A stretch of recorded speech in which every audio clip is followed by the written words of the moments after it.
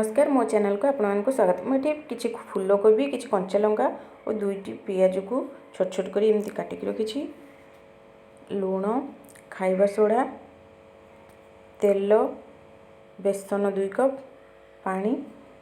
मुझे गोटे पात्रटे नहीं सब पकाऊँ।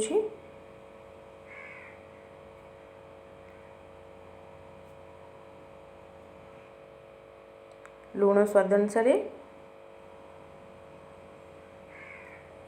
खाइबा सोडा स्वाद अनुसार, बेसन,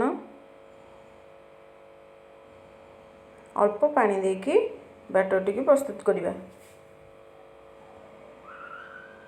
देखो बैटर टी प्रस्तुत हो सारी। फास्ट आम गैस ऑन करके कढ़ई टी गरम करवा। देखो कढ़ईटी गरम हो सारा। यापर तेल को पकेबा। देखो तेलटी गरम हो सारी। यापर पकुड़ी की पकेबा।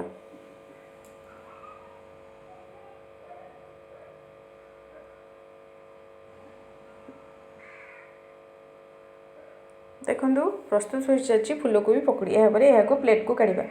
यह गरम गरम भात कि पखाड़ भात खाई पारे। जदि आपने मोर वीडियो भल लगे लाइक शेयर सब्सक्राइब करेंगे जमार भी।